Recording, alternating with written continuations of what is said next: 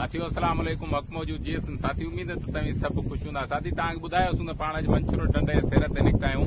मंछूर ढंढ उहा ढंढ आहे जेका एशिया जी वॾे में वॾी ढंढ आई। हितां ख़ूबसूरत रही आहे। हज़ारनि क़िस्मनि जा हिन में गाह हूंदा, हज़ारनि क़िस्मनि जा हिन में वण हूंदा। सॼी दुनिया मां ईंदड़ पखी ऐं सभनि ऐं हज़ारनि क़िस्मनि जा नवां गाह, नवां गुल, नवां बूटा खणी ईंदा। हितां जा माण्हू तव्हां सां ॻाल्हि ज़रूरु रखंदा त हिते कहिड़े क़िस्म जा गाह थींदा। हितां जा माण्हू ख़ुशहाल रहिया। हिते हिन में ढंढ में इलाही सातरनि क़िस्म मच्छियुनि जा क़िस्म हुआ। पबुण थींदो, हिन में बियो थींदो, कुम थींदो। घणा मालवंदू माण्हू आहे, माल चरंदा। उहा साॻी ढंढ जेका एशिया जी वॾे में वॾी जेका 300 किलोमीटर ते ढंढ आहे, उन खे तबाह करे छॾियो अथनि, बर्बाद करे छॾियो अथनि। हिन में 90 जे दौरान हितां जा माण्हू ॿुधाइनि था त हिकिड़ो ज़हरीलो पाणी बलोचिस्तान जे ओरियान वारे पासे कंबर शदाद कोटे जो सेक ऐं सिमुन जो पाणी आयो, जेको हिन में लथो, जंहिं गाह साड़े छॾिया।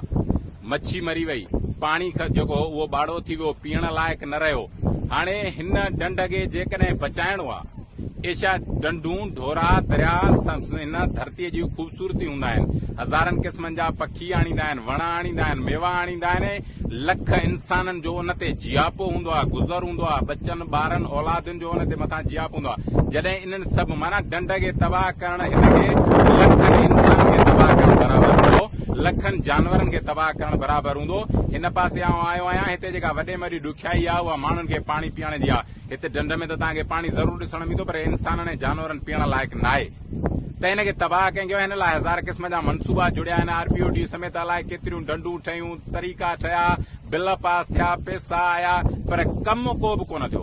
ढंढ जो पाणी मिठो न थियो, मच्छी जी ज़िंदगी मोटी न आई, ख़ूबसूरत गाह हिन में पैदा न थिया, इंसाननि जे ज़िंदगी में कंहिं बि क़िस्म जो को बि फ़र्क़ु न आयो। हे असांजो सवाल आला इदारनि खां आहे। हे असांजो सवाल हिन ढंढ ते जेके बि जेतिरनि क़िस्मनि सां कमु था कनि उन्हनि खां आहे त हिन ढंढ खे जेकॾहिं पाण बचायूं त कीअं बचायूं।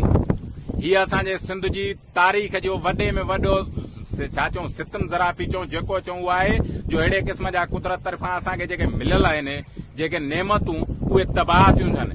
ढंढ तबाह न थींदी, इंसान तबाह थींदा। त हिन खे बचायूं पाण कीअं? इहो सवाल तव्हां सां बि आहे, इहो सवाल मूं सां बि आहे, इहो सवाल हर इंसान दोस्त माण्हू सां आहे त असांखे मंछूर बचाइणी पवंदी। हर हाल में मंछूर जा माण्हू बचाइणा पवंदा, हर हाल में मंछूर जा मुहाणा बचाइणा पवंदा, हर हाल में मंछूर जी उहा साॻी ख़ूबसूरती वापसि आणणी पवंदी।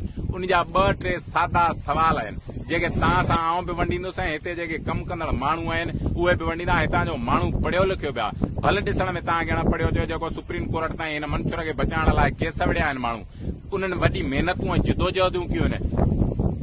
साथी, असांजो इहो आख़िर सवाल तव्हां सां हूंदो त मंछूर हर हाल में पाण खे बचाइणी पवंदी जेकॾहिं सिंध बचाइणी आहे त।